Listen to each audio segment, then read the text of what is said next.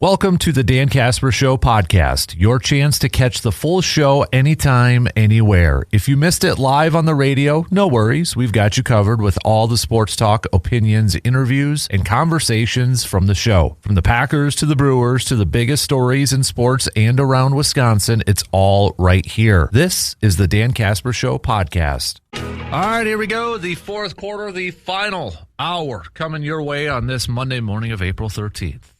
Thanks for hanging out with us. Join in on the convo, though. Hit me up with a text message on that Shoe Doctors bullpen line, 715-830-1912. You can also join in on Section 105 chat on our video stream. Check it out on YouTube. Rick, a little bit earlier, on our Shoe Doctors bullpen line with a message saying, I think for sure that Wicks was disgruntled about his role. I think LaFleur showed that he was not part of the passing game. This was a communication issue that LaFleur couldn't solve. I think sometimes you could have too many players that play the same spot. There's a log jam that brings friction. Jordy, Adams, Sharp were focal points and built the passing game. From there, Dobbs and Wicks are not even twos, so the Packers made the right decision. We'll see if we have time to get back to maybe a little bit of Packers chat and such with that move. But if you didn't give your input or analysis on it and you'd like it to share it with the rest of the Armchair MVPs, our listeners out there, send it on over, all right? Also, if you have a thought about who you'd like to see become the next Bucs head coach, you can share that too. Maybe it's a name I didn't mention. A realistic one too, let's say. We do know, though, that the Wisconsin Badgers are going to be looking for a new athletic director. Chris McIntosh is going to be taking a role with the Big Ten. So he is leaving the University of Wisconsin. And you added the part that they're looking for a new chancellor and such. This is a critical stage. Is it fair to say it's a critical stage? Given what's going on in the college sports landscape, okay, given everything that's going on, they're looking for a new chancellor. They're looking for now a new athletic director. These are a couple of big moves that the university has to hit it right. They got to get this thing right. Now, I don't know if they're going to be able to find, let's say, their next Donna Shalala and Pat Richter combo. I think a lot of Badgers fans are hoping that could be the case, that they could find that right combo, because that kind of turned the page a lot for Wisconsin. And I guess now for Wisconsin's purposes, what's going to be the priority for them? If they want to try to find that chancellor, then that chancellor is going to have, a say in terms of who's going to be the new athletic director. I'm definitely going to be curious to talk to RJ Cardle about this tomorrow. But maybe if we're looking at some potential names for the replacement for Chris McIntosh, I think, one question they'll have to answer too is, do they want somebody that's part of the family, the Wisconsin family, that knows how Wisconsin operates, whether the limitations if you perceive it as limitations in terms of admissions or NIL money, do they want somebody that understands that, or do they want somebody that's outside the family that maybe brings in a different perspective and a different outlook on it all, and maybe just a different mindset? You can look at, there's a couple of current athletic directors. Do they want somebody that has athletic directing experience? Is that going to be a big thing? Well, if that's the case, maybe they look at, there's a few names, and we hit them up in the first hour. And one of them, you wouldn't have to go that far. A little bit south. All right. A little bit south to southern, or not to is it northern Illinois? Excuse me. Northern, I was going to say southern Illinois. It's northern Illinois. Sean Frazier, Vice President, Director of Athletics. If you look at his background, he worked under Barry Alvarez as such. Okay. So Sean Frazier has the athletic directing experience, knows a little bit about Wisconsin. And when you kind of look at, he has been an AD since 2013 with Northern Illinois. He was a deputy athletic director for Wisconsin under Barry Alvarez from 2007 to 2013. Would that be something he would be interested in? Would that be something that Wisconsin would be interested in? The other one, or I should say another one. Again, wouldn't have to look that far. But Jamie Pollard from Iowa State. This would be an intriguing one because Jamie Pollard, not only has he had experience working with Wisconsin, he is from Wisconsin. In fact, he graduated from UW Oshkosh, where he was an athlete, cross country, track and field. He worked as an associate AD from 98 to 2003 at Wisconsin, and then was the deputy athletic director from 2003 to 2005, and has been at Iowa State since 2005. And you kind of look at Iowa State over the years, right? Basketball with head coach TJ over there. TJ's also a Wisconsin guy. Yes, they lost Matt Campbell to Penn State. But before TJ, they had Fred Hoiberg as coach for their basketball program too. So, yeah, that to me would be an intriguing one. If you want to, I guess, come back home. There's also another current athletic director, but was with Wisconsin, Terry Golick. She is the athletics director of Idaho since 2009. Or, excuse me, 2019. 2019. So you look at her and you look at her experience. She has a ton of experience when she was with Wisconsin and such. She has a ton of experience with the Big Ten Conference. When she was at Wisconsin, she was the senior associate athletic director for sports administration. She served as a key member of Wisconsin's senior staff and was responsible for the direct supervision of 10 sports and associated budgets, 6 head coaches, and those student athletes. She also had leadership roles, the Big Ten Conference and NCAA committees. She also, over the past 12 years, she has chaired the NCAA D1 women's basketball committees, women's volleyball, and men's soccer. Could this be an option?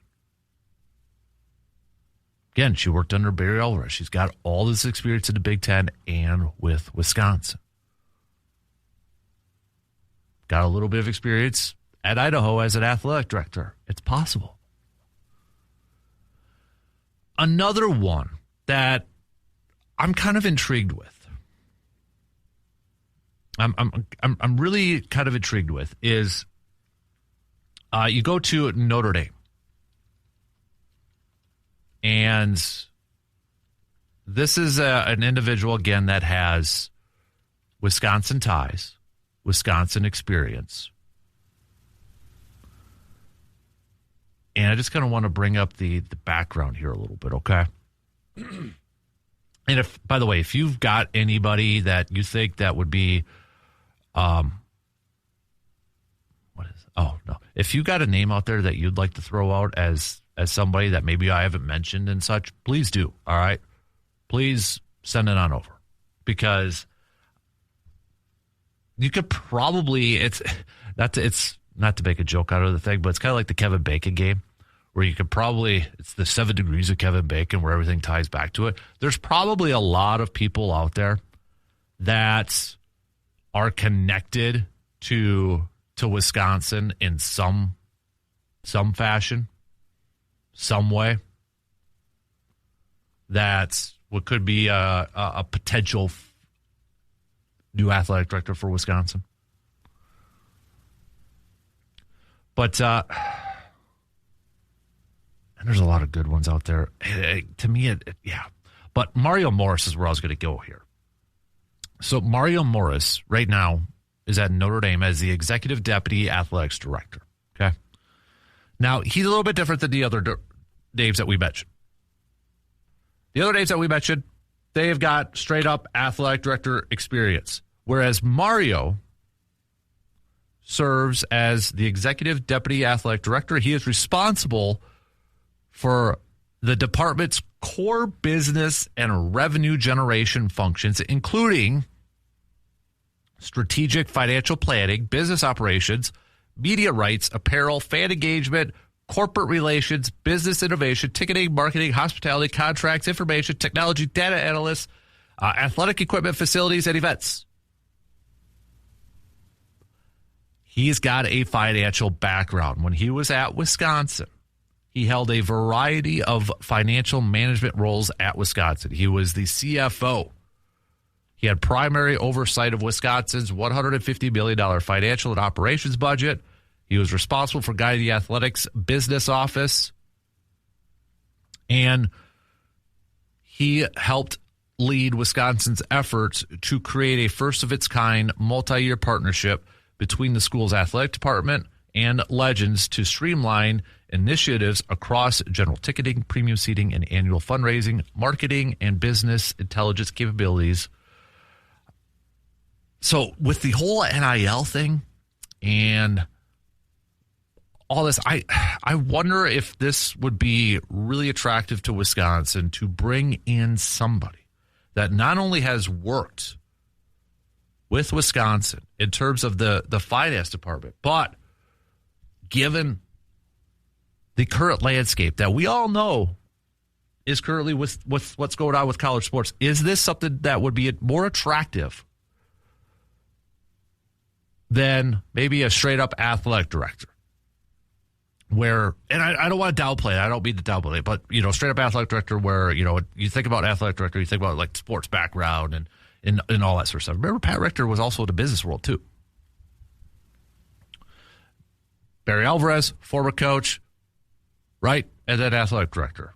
I don't know if there's a coach currently that would do that. I don't think Mark Johnson would do that, but I guess never say never. But would Wisconsin want to prioritize somebody that maybe has a ton of experience in the financial realm with a little bit of that athletic experience because of what's going on with NIL and paying players and that sort of thing? That would be really attractive. I think you at least have to look at this as an option.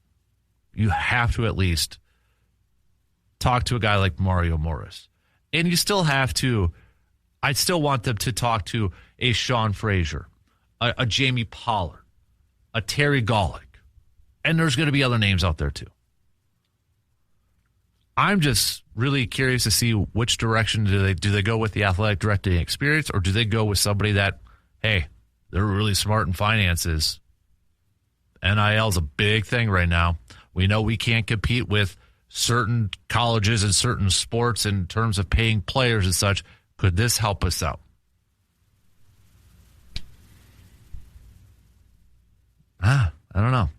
Interesting times. It's different to me right now than when Barry Alvarez retired. And you're trying to think, okay, who's going to replace him? I mean, Chris McIntosh was a name at the top, and everybody kind of recognized it as like, okay, yeah, it's just, he's next in waiting, promote from within. I don't know if it's that clear anymore because of the overall change in college sports these last few years.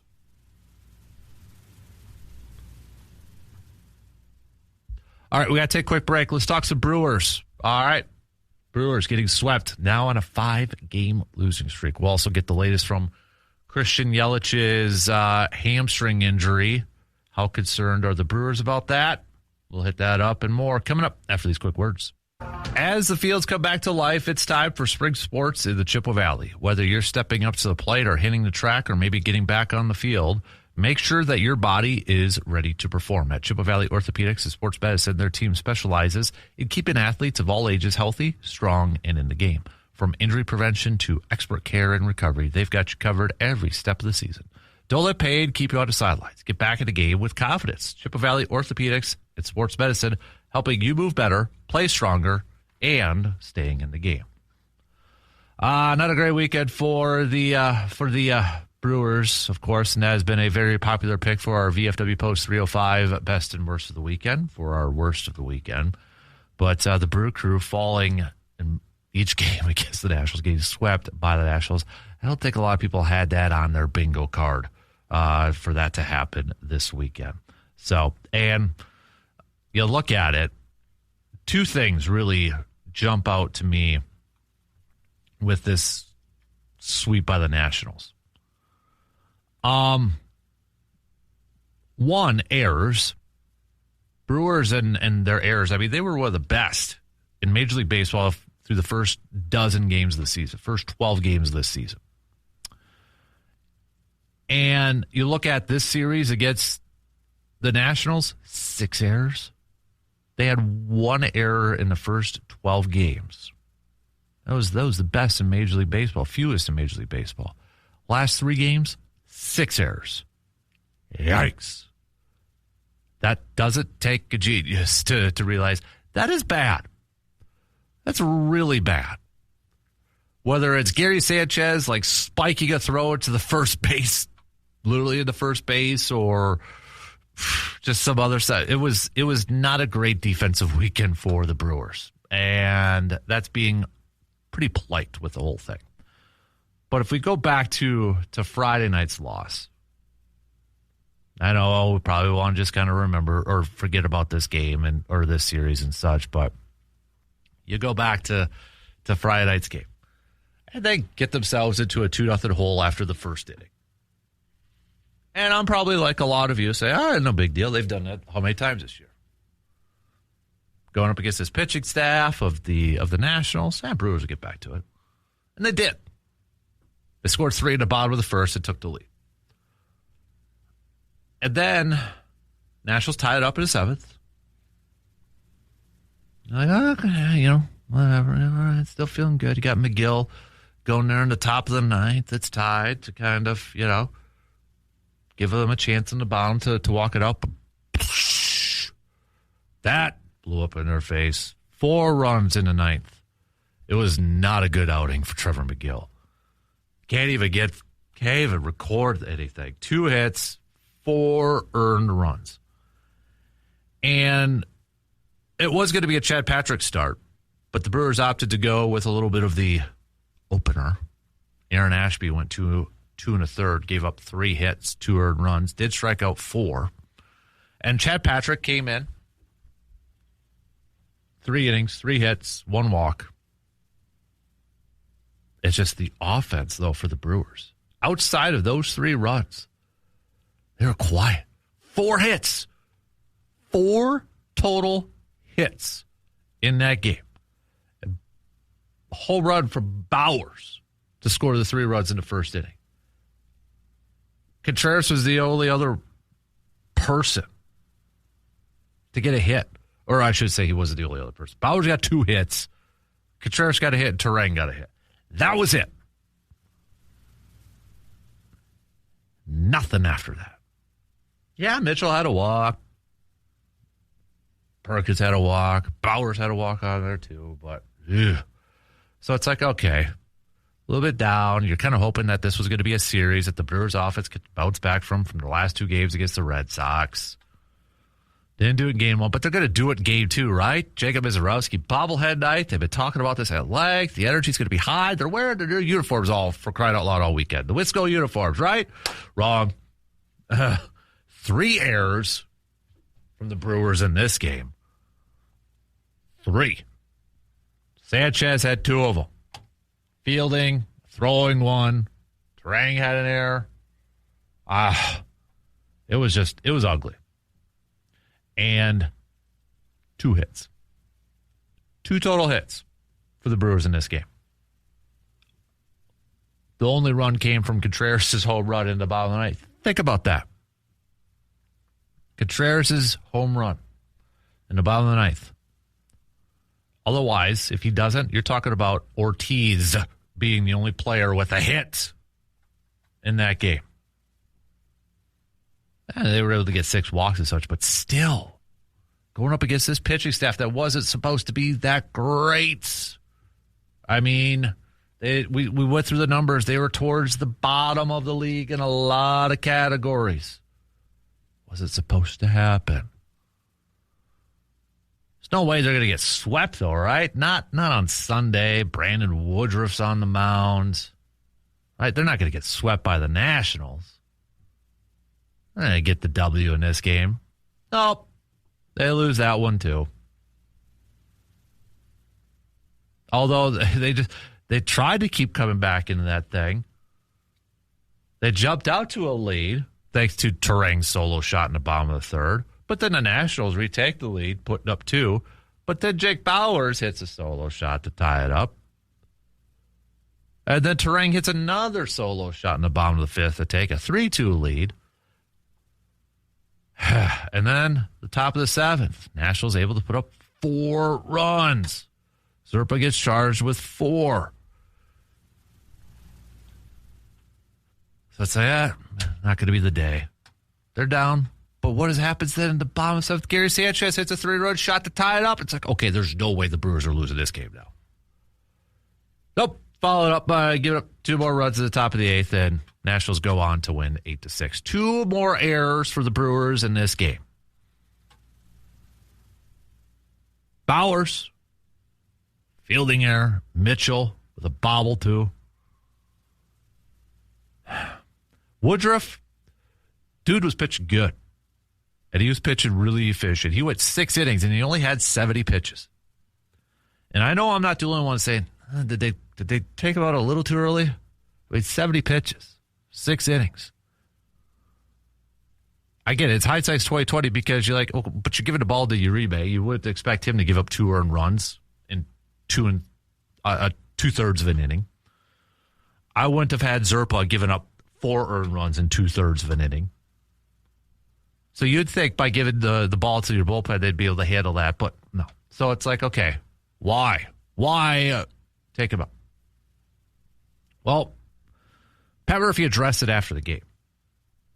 And I think there was a line in here. And I'll read the first part. He said, Woody was great, first of all. Give it a 6 innings. What can you ask? Murph, he said, Murph, if you want me to go out for the 7th, I can.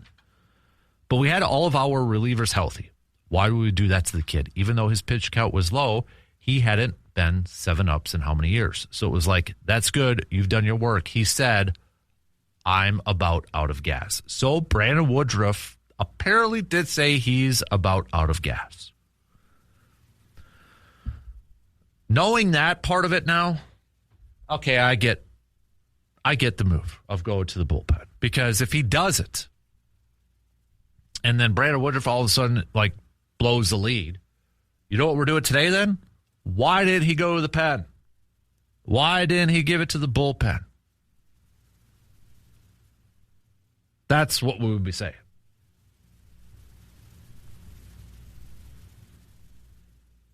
So, at first blush, without knowing that part of Brandon Woodruff saying I'm about out of gas, I did question it. I'm like, God, man, it's only 70 pitches, 6 innings.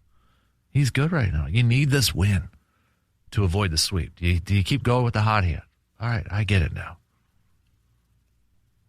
That's baseball, though. That's sports. You don't know how it's going to play out till the athlete goes out there and actually performs and goes out there and does what they're supposed to do, or we can't predict it. It's a beautiful thing about sports, too. We can't predict what's going to happen. We try to. We do it every time. We make picks every game or every day. We do bracket challenges. We do mock drafts. We try to predict it because it's fun, and we just want to see how right we are. That's the beauty about sports. You can't predict it. Brewers will have the off day today before beginning a series against the Blue Jays. Blue Jays are going to be coming to town for a little midweek series, so hopefully they can bounce back and pick up a series win. But right now, you look at this NL Central and the early goings of the NL Central, if you had on your bingo card, had to get to the 3rd week of the regular season, 4th week, whatever, I'm already losing track. But the Pittsburgh Pirates at number 1, ding, ding, ding, you're the winner. Pittsburgh's 9-6. Reds 9-7. Cardinals 8-7. Brewers 8-7. Cubbies 7-8. It's a tight race in the beginning here. Yeah, kind of like that for a lot of the divisions here, though, too. So, plenty of ball game left. All right, we got to take a quick break. Starting to get to the final call, though. Final call for your VFW Post 305 best and worst from the weekend. Send those on over. We'll be right back in just a couple minutes. Hey, as we get a little bit closer, I mean, it is next week and such, but as we get closer to the NFL draft, if you are doing a mock draft for the Packers and such, if anybody's been like, playing around with like Pro Football Network does their mock draft, and I'll be honest, I haven't done one yet. Usually in previous years, I'll go like do all these mock draft simulators online. I haven't done one. And I don't think it's because of the Packers not having a first-round pick. I just feel like there's been so much other stuff going on right now in the sports world that I didn't need to. But I brought one up right now just to kind of see where, okay, that's going too slow. We got to go fast on this one. There we go. So I kind of want to see where they've got Green Bay in terms of some potential options. So this is ProFootballNetwork.com. This is usually the one. And Brandon and I are going to do a pod on Friday where we do this. We've been doing this for the last couple of years now, where we do this Pro Football Network trade. But he picks for the Vikings. I pick for the Packers. Just how the board plays out. So I brought this up just to kind of see some of the players that are potentially available here. So, I mean, you got Stukes, the quarter from Arizona, that's still available. Caleb Banks, defensive tackle from Florida, is on there. Sam Hecht, offensive center from Kansas State, if they wanted to go that route. They got a couple of wide receivers like an Antonio Williams from Clemson. So, okay, if it's straight on Stukes from Arizona, you guys, we did him as part of our highlights for some potential draft prospects. Such he is an older rookie, he's a 6-year senior. He's got a little bit of a medical history, though, too, which I think that kind of takes him off of Green Bay's list. I could be wrong, but otherwise you got Scott, the corner from Miami. Tell you what, let's just have a little fun with this. Let's say that's the pick. I just kind of curious to see how the draft goes after that for Green Bay here. So the next one would be 84. Where are we at here? Okay, we got another corner at the top from Julian Neal from Arkansas. That could potentially be one. He's 6'2", another big-time corner and such. But let's say, all right, we already got a corner. Do we want to go like a defensive tackle? Oh, the orange man from Iowa State. Yes, he's the big ideal nose tackle. He's there. I got to go him. Hey, I might have to keep this draft already for Friday. What am I doing? All right, but point being, what I'm trying to get at here is, if you do a mock draft, I'd love it for you to share with us next week, okay? Or no, end of this week.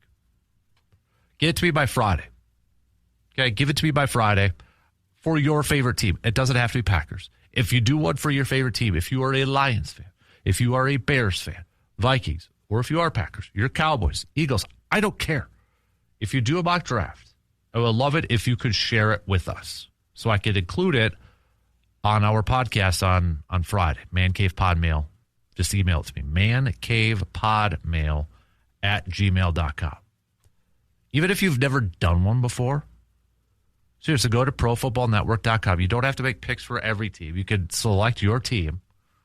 It'll simulate the rest of it and put yourself in the GM seat. All right? Go out there and do that. I'd love it for you to share it so we can include it in our pod. See if we have any. And the thing is, too, if you've ever done this, there is trade offers that come through.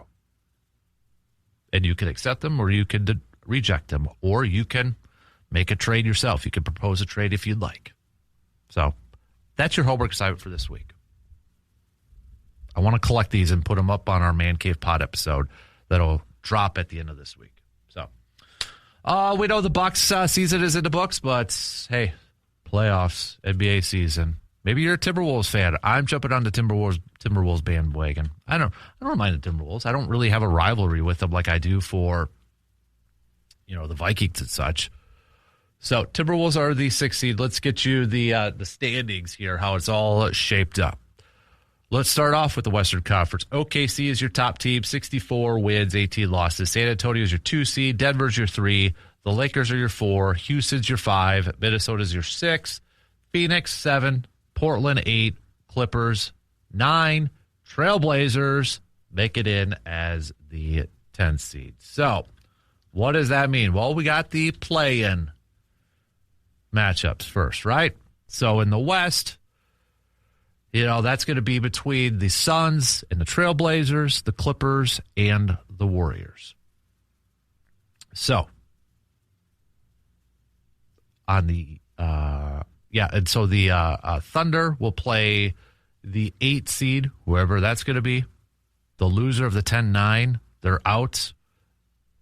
The winner of the 10-9 will play the winner, or the loser, of the 7-8. So whoever wins between 7 and 8 is the 7th seed.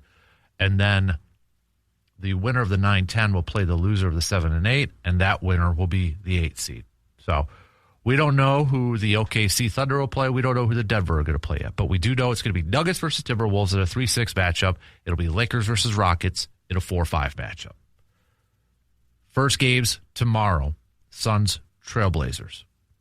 On the Eastern Conference side of things, it's Hornets versus Heat, 9-10 matchup. Orlando, Philly. Philly's a 7, Orlando's the 8. Hornets and Heat are going to be in action tomorrow. The loser is eliminated. So, Pistons are the 1, Celtics are the 2, Knicks are the 3, Cavs are the 4, Hawks are the 5, Raptors are the 6. So, honestly, I feel like it's a 3-team race in the East between Detroit, Boston, and the Knicks. And honestly, I feel like if I had to pick 2, if we get it, if it's Boston versus the Knicks, I think that's the team that goes to the finals for the East. Whereas the West, it could be OKC. I think San Antonio can. San Antonio's not intimidated by any means by OKC. They kind of had their number at the beginning of the year.